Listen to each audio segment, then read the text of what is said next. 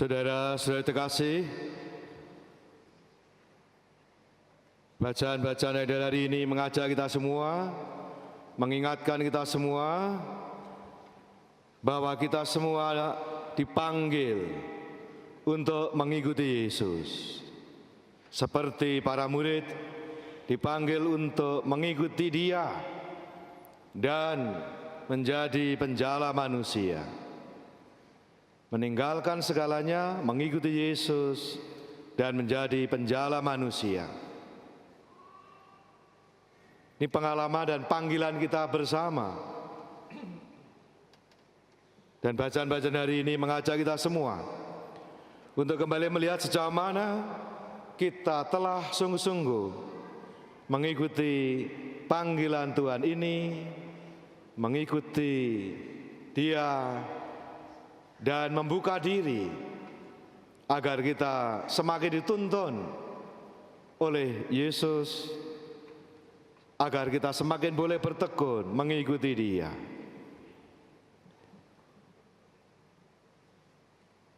Tadi dalam surat Santo Paulus tadi, moga-moga ini tidak terjadi insiden ya, jangan diikuti seperti itu. Nanti yang punya istri datang bawa istri, bawa anak pulang enggak diajak semua ya, repot itu ya. Jangan, bukan begitu maksudnya. Semangat yang dibangun adalah memiliki kemerdekaan batin, memiliki sikap lepas bebas. Kita memang ada di dunia ini, kita memang harus menggunakan sarana fasilitas duniawi ini, sarana-sarana duniawi ini untuk ya sampai pada tujuan. Itu yang penting. Jadi maksudnya bahwa kita memiliki kemerdekaan batin sehingga kita seperti Petrus dan Andreas, seperti Yakobus dan Yohanes yang ketika mendengarkan sabda Tuhan, panggilan Tuhan Yesus, ikutlah aku, segera menanggapinya. Sama halnya keterbukaan hati yang dimiliki oleh orang-orang Niniwe dalam bacaan pertama, karena pemberitaan dari Yunus, kendati Yunus memberitakannya dengan ogah-ogahan, mereka mengikuti dan bertobat. Ini suasana batin, ini yang dimohon, yang diharapkan tumbuh, seperti dituliskan tadi dalam nasihat Santo Paulus. Ini semangat yang selalu kita bangun, selalu kita jaga, supaya kita boleh tanggap, supaya kita menjadi responsif, supaya kita menjadi bergegas mengikuti Yesus. Kalau saya pakai kata-kata yang lain nanti dikira kampanye, enggak boleh. Segera ikut Yesus, tanpa menunda-nunda, tanpa tengok-tengok, ikut Yesus. Maka diajak untuk, dan ikut Yesus itu berarti dikatakan bertobatlah dan percayalah pada Injil. Itu berarti selalu membarui diri. Maka itu yang akan nanti sebentar lagi bersama dengan pemilu 14 Februari kita ditandai abu di dahi kita dengan dikatakan bertobatlah dan percayalah pada Injil. Kita masuki masa prapaskah supaya kita memiliki kemerdekaan batin. Itu tujuannya. Melalui mati raga, pantang dan puasa supaya kita memiliki kemerdekaan batin.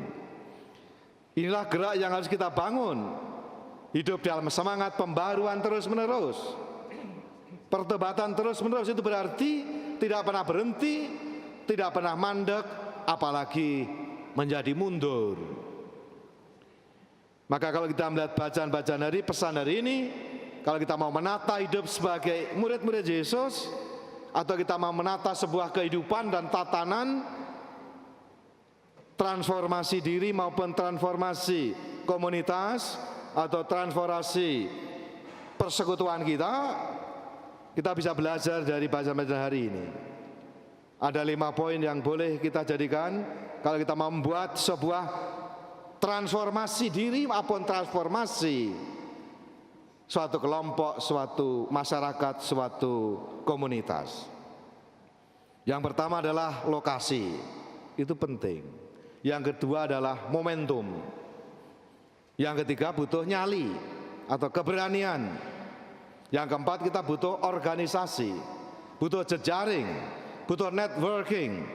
Dan kelima, ya ini yang tidak kalah penting, ya kita membutuhkan rahmat ilahi, supaya apa yang mau kita bangun ini sungguh-sungguh dapat terwujud. Kalau kita melihat apa yang dibuat Yesus, pertama-tama lokasi. Nah itu kalau orang properti selalu doktrinnya lokasi, lokasi, dan lokasi. Karena kita melihat bagaimana Yesus memulai karyanya di Galilea, di bagian utara dari tanah Israel.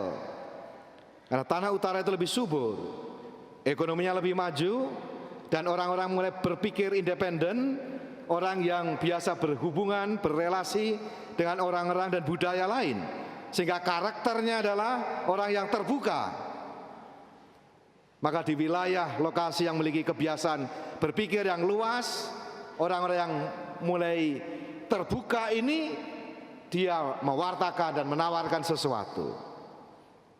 Maka kita juga perlu melihat, kalau mau membuat sesuatu harus pastikan bahwa kita melihat situasinya kondusif. Karena kalau tidak, seperti katakan pepatah Yesus, jangan kasihkan mutiara pada babi-babi, nggak ada gunanya, sia-sia. Jadi perlu menentukan strategi, tidak sembarangan saja.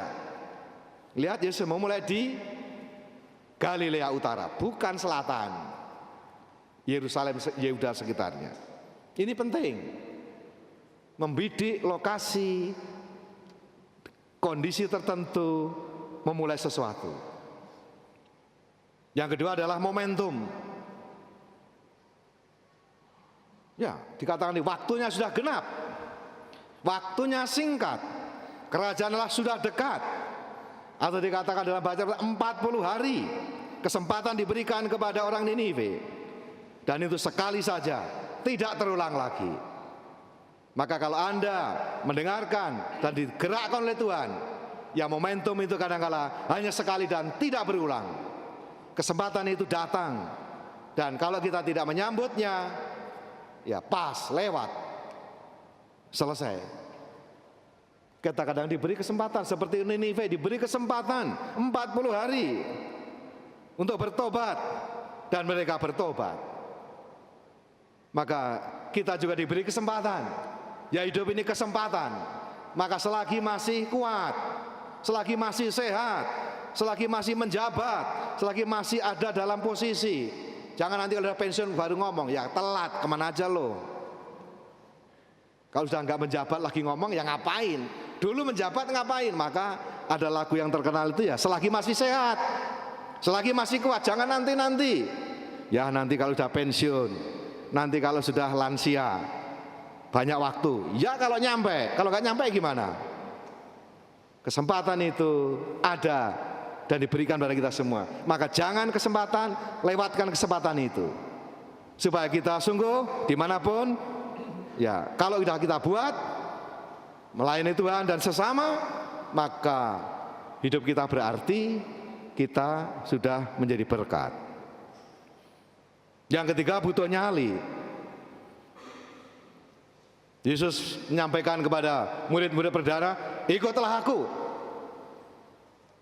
Nah ternyata di dalam penelitian Abraham Maslow, itu dia membuat survei, penelitian, bukan survei, penelitian. Survei sekarang harus hati-hati karena tidak semua bisa dipercaya, tergantung pesanan yang mana ya. Maka jangan bingung dengan survei. Tapi ini adalah sebuah studi ilmiah. Penelitian dari Abraham Maslow mengatakan, pertanyaan begini, berdasarkan apa yang kita dengarkan dalam Injil hari ini, mengapa begitu sedikit orang yang berani meninggalkan segalanya untuk mengikuti impiannya atau meraih tujuan yang mulia? Mengapanya sedikit? Dan ini jawabannya dari responden. Mereka takut untuk menjadi diri mereka sendiri, yang seharusnya mereka memang tergetar, tertarik akan kemungkinan itu, tetapi mereka juga ngeri, ciut nyali terhadap kemungkinan itu. Jadi mereka tahu, tapi nggak punya nyali, nggak punya keberanian untuk mengeksekusi.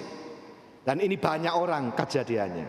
Makanya sedikit, karena banyak orang tahu, digerakkan, mengerti tapi tidak punya nyali.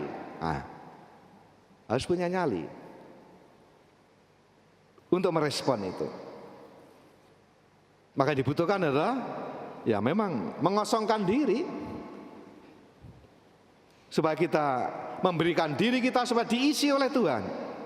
Pertobatan itu berarti kenosis, pengosongan diri. Dan mereka membiarkan diri diisi oleh Yesus,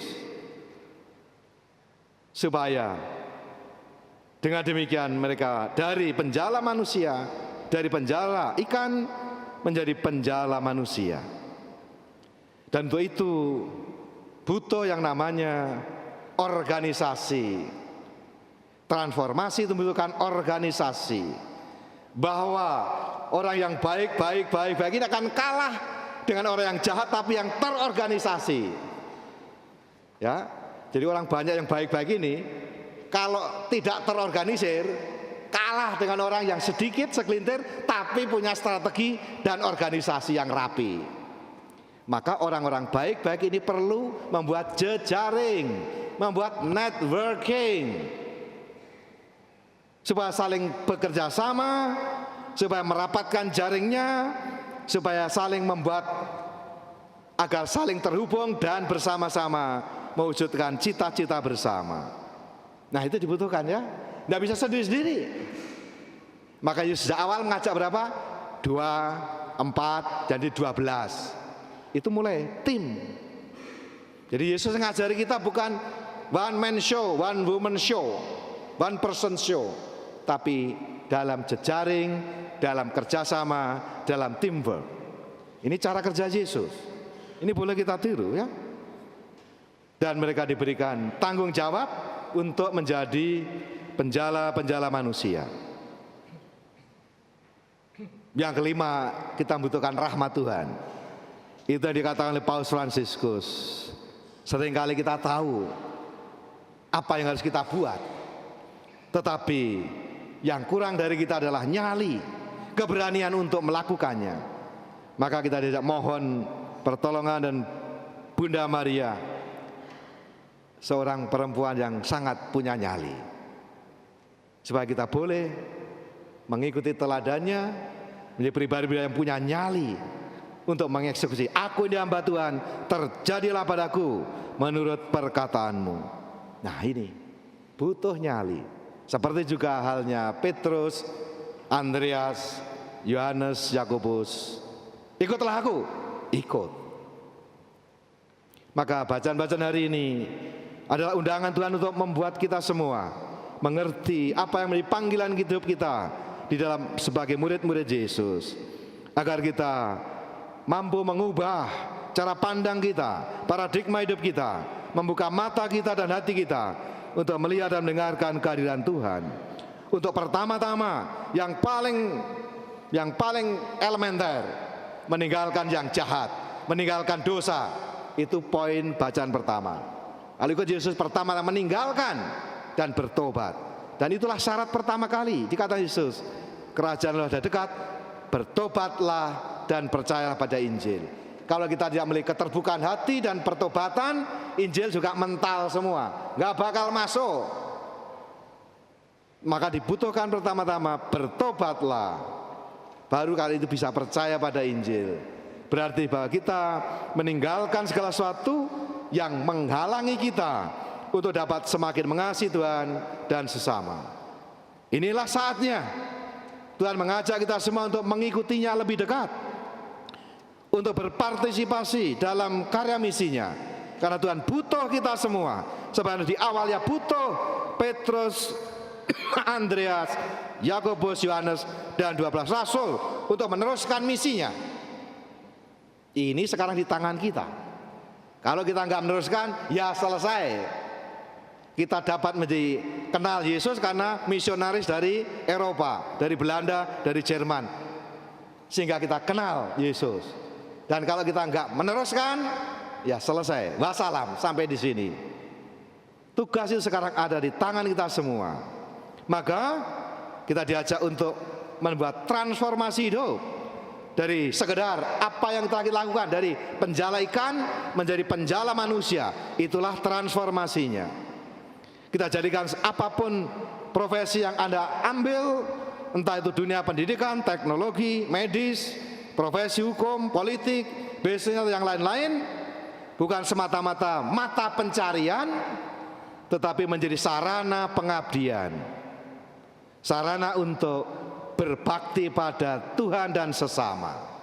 Bukan sekedar untuk mata pencarian, ya penting, tapi menjadi penjala manusia berarti meningkatkan kualitas hidup kita dengan mengisi apapun yang Anda lakukan, profesi apapun, menjadi kesempatan kita untuk mewartakan kabar gembira Injil. Nah, itulah terjadi mulai transformasi. Kita diajak untuk kembali fokuskan arah hidup kita dari semata-mata mata pencarian, aktualisasi diri, menjadi panggilan pribadi, sarana pengabdian kepada Tuhan dan pelayanan kepada sesama. Moga-moga itu yang terjadi dalam hidup kita. Dan itu dikatakan oleh Paus Fransiskus dalam Exsultate et Gaudete, panggilan kekudusan di zaman sekarang ini.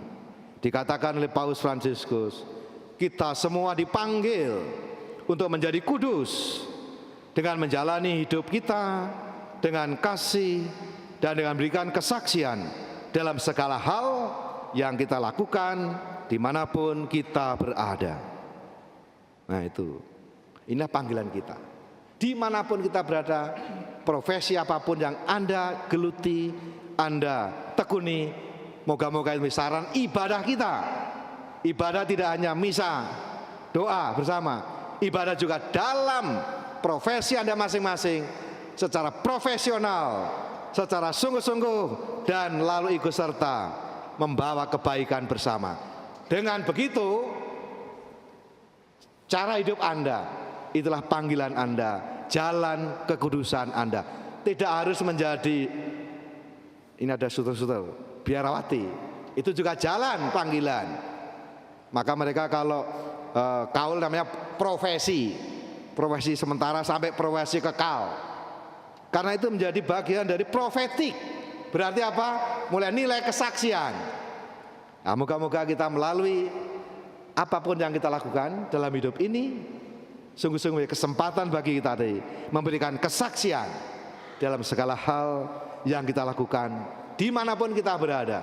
Dan ibadah kita bukan hanya di gereja, ibadah kita juga dimanapun Anda berada.